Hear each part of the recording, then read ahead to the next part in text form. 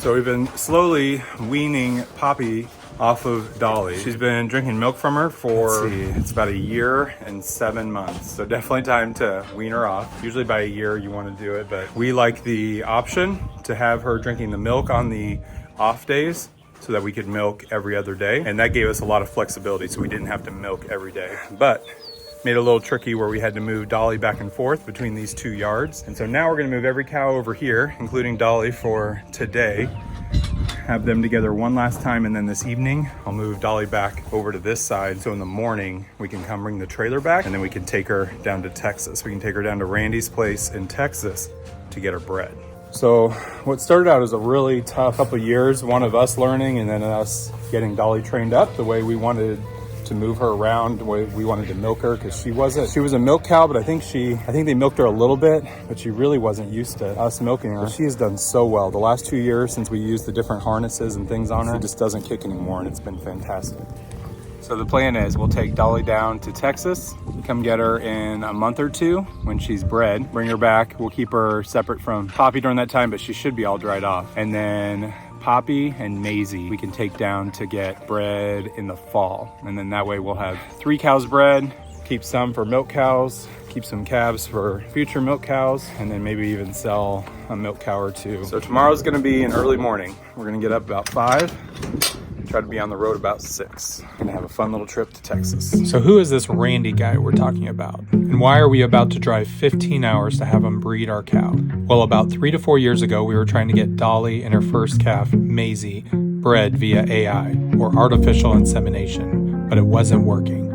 After failing 3 different times with our local vets, Randy was watching our video and contacted us, offering to help breed our cows, because that's what he does for a living. He drove to our place, 15 hours each way, 3 different times to pick up Dolly and bring us his milk cow to use, Masla, drop off Dolly after she was pregnant, and finally bringing back Maisie after almost 2 years of trying to get her bred. Dolly had a calf in October 2022, Poppy, and Maisie had her first calf in October 2023, Paisley. Now we're waking up early to drive to Randy's farm for the first time with Dolly. Good morning, Dolly.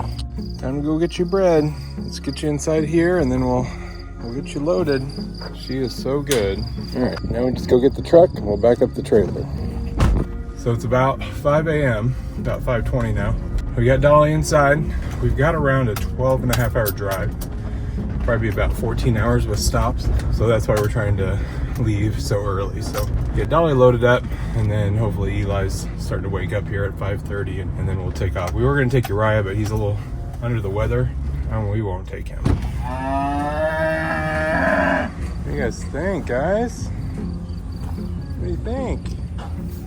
Come on. Come on. No. Come here. I probably should have closed that door because she's just going to go right back there. Okay. Go ahead on in. Go ahead on in. Take it.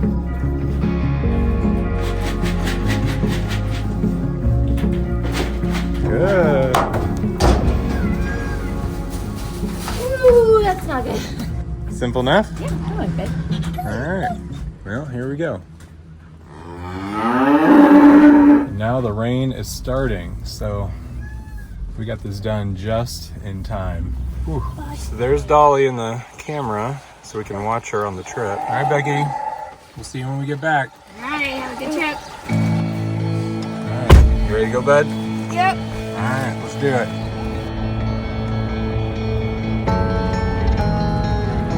So we hooked up a baby monitor in the back of the trailer, and then it's going to a little screen, and then it's connected to a Anchor battery base on both ends. So we've got a battery power here that'll last for 22 hours, and that's hooked to the camera, so we'll be able to keep an eye on Dolly throughout our trip.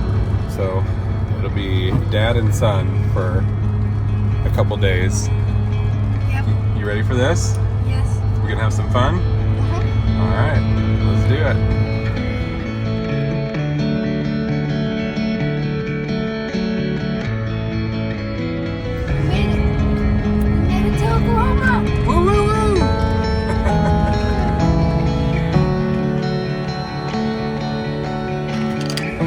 Dolly's first drink of the day here. Some water. Alright, there she is. Hang on, Dolly. Where'd we go for lunch? Brahms. Brahms, you excited? Oh my gosh, that thing's big. Take a bite. I can't fit it in my mouth. Oh man, get a bigger bite than that. I don't think I could. Oh man, that looks amazing. Brahms, when we're in Oklahoma, we always hit it up. Here's Oklahoma City, capital.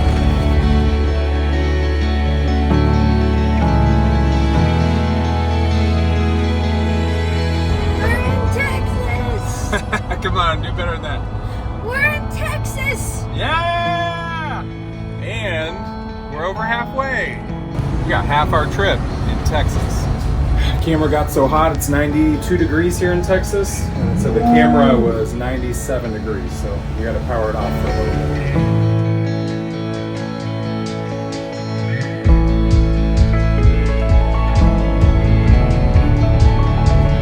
We made it to Houston.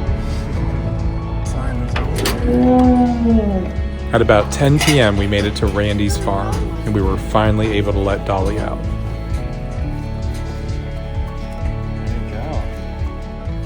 We slept at Randy's hunting shed and woke up to a Texas-sized donut. All right, Randy treated us to an unbelievable donut. Eli, you gotta pick this thing up. It's as big as your head. Yeah. What do they call that one, Randy? That's a Texas donut. Texas donut. That's my whole breakfast today. Is that why you were being funny, saying I'll get you each one donut? Yep.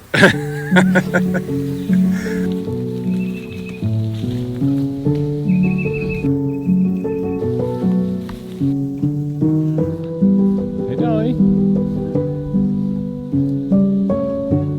Down there I have that is actually a very rare cow. That is a Dutch belted.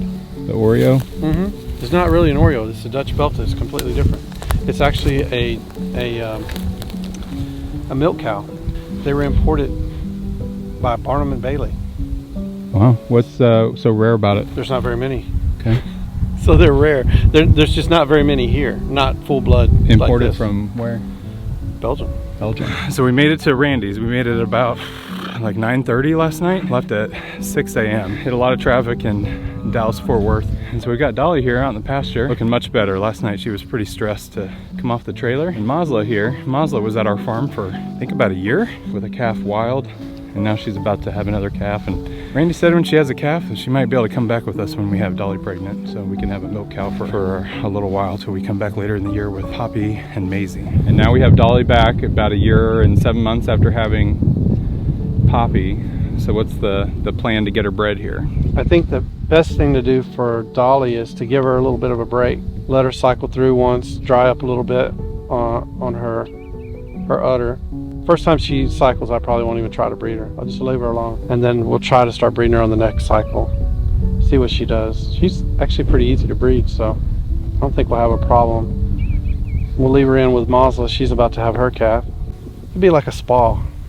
It'd be like the ranch spa. That's what she's doing now. Tell everybody what's the purpose of a spotter bull. So a spotter bull has been surgically enhanced where he cannot breed a cow. He can mount them and he has all the assets of a bull.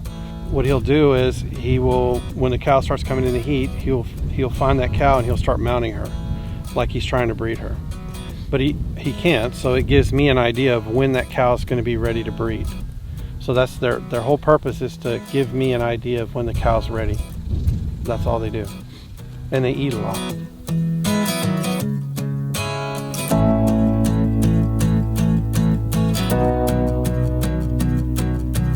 So we came all this way for Randy and his expertise and all the things he's done for us, but he helps a lot of different people, and so we just went out and saw some of your cows out in the field that were your cows. You have a few of these cows that are yours, like Mazla. Who are most of these cows belong to? Most of these cows belong to customers. So they'll basically just bring them and drop them, and then I call them when they're ready, when they're bred. So they're all different shapes and sizes and breeds and colors. They're just about everything that you can think of.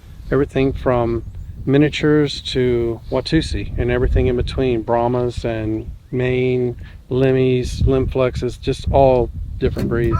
Oh, she even has Oreo on the name tag. Yeah. How cool is that? That's her name, literally her name. So I've had this happen several times, but basically a customer came in, he brought his 2 cows and we bred them. First try, 1 straw each, and they were pregnant. They had their calves, and when he got ready to come back, I told him, same process, you drop them off. I don't know when they're going to come into heat. It's up to the cow. It's all basically waiting on them to naturally cycle. And he was in a hurry and decided he didn't want to do that, and he took them to the vet. So this year, which would be 4 years later, after 3 tries with both cows, he ended up bringing them back. They finally had a calf, and this would be 4 years after the last calf. So a long time in between, because he didn't want to do it this way. He wanted to do it with drugs and hormones and things like that. So it's quite a bit easier to get them bred when you don't use the drugs and the hormones. It's just a lot more effort by the guy who's breeding them, because it's day in, day out. Just like right now, I have some in heat. I don't know exactly when they're going to cycle, so I can't really go anywhere for very long. I have to be here watching to make sure I get the timing exact. So it takes a lot of effort to do that. Sometimes it's 3 o'clock in the morning. And so we're gonna get a lot of people that'll ask, this is crazy, why would you drive 14-15 hours to go get a cow bred, come back later and pick her up? You know, when we struggled for years to get her pregnant, and then we get other people that'll ask for about a bull. And we talked about that last time. I've got a little video clip, a short that we posted about Randy talking about that, but why shouldn't we have a Jersey bull? So Jersey bulls, I have Jersey spotter bulls. In fact, there's one working right now in the pasture. I don't like to have them because they only last a few years. They get to a certain age and they just become crazy. They just, like a switch flips, and it's not every single time, but 90% of the time the bulls at about 4 years old will just absolutely go nuts, and they'll become extremely aggressive, like track you down and run over you aggressive, and I just can't have that. These bulls I have only because I couldn't get other bulls at the time. And so it's for the safety of us and our kids. This has just been the most efficient route for us to get our cows bred, and it works every time. Randy never fails. Oh, can I put that on? So Randy, how are the chickens doing? You're doing good. Laying eggs all the time. So last time Randy was at our place when he got Maisie back, we took some chickens home. So Look where the eggs are.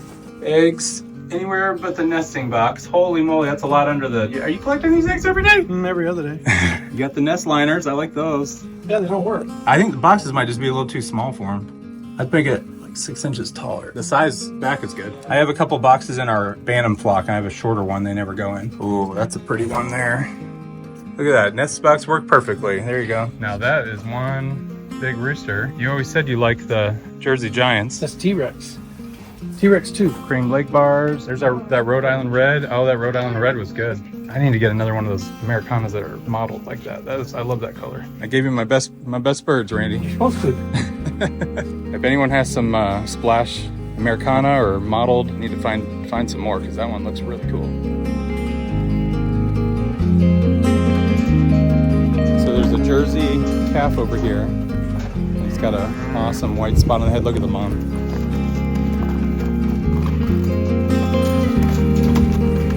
So Randy got that one cow last time, and we ended up having that white spot on the leg, and so he's getting some semen from a bull that's got a white spot that got this calf. So we'd be really excited if we could get a Jersey calf like this. That would be amazing.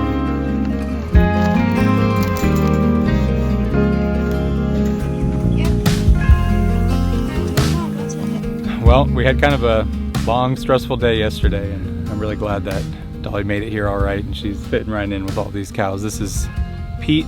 He called him Sneaky Pete the bull. We got Ollie here. So these are the spotter bulls that are hanging out with her. He said she's probably coming into heat just because of the stress of the trip. So here in another few weeks, hopefully she'll get bred.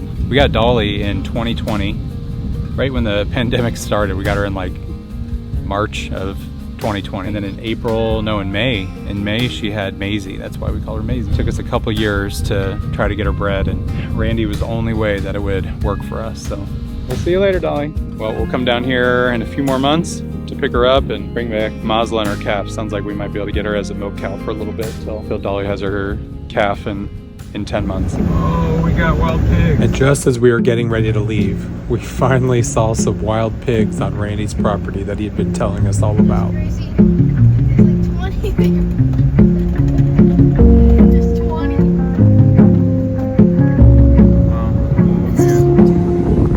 What do you think of that? Crazy. Well, we heard about all these wild hogs that just live out here and destroy people's property, especially some of Randy's here. So there they were, right on his road. All right, well, we are off. We got to check in on Dolly one last time and see so many cows. That was a lot of fun. Spend time with Julie and Randy, and just can't appreciate them enough for what they've done for us. And it was just through reaching out through a YouTube comment. So we're heading home. Let's go see the family and the cows at home. Oh, you gotta have shoes on. You gotta have your shoes on, guys, if you're coming in.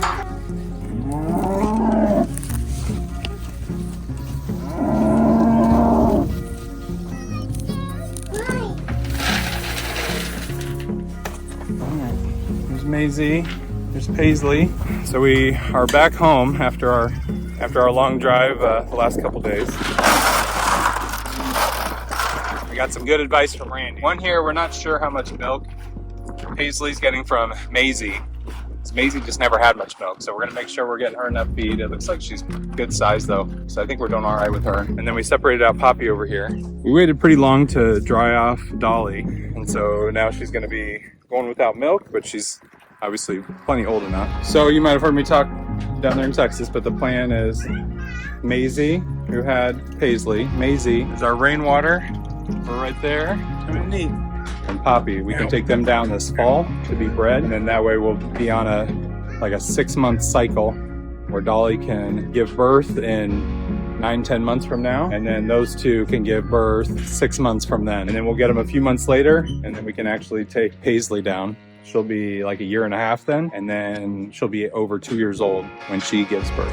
So we can get everybody on like a 6-month cycle, so we don't have to milk longer than 6 months. Wean our calves off a lot sooner, around 6 months. So while it's a lot of work and a lot of driving to get our cows bred, the safest way we found, and it's the one way to make sure that it'll happen every 6 months, and we're not waiting on a vet or another AI tech. We can make sure that our cows are getting bred.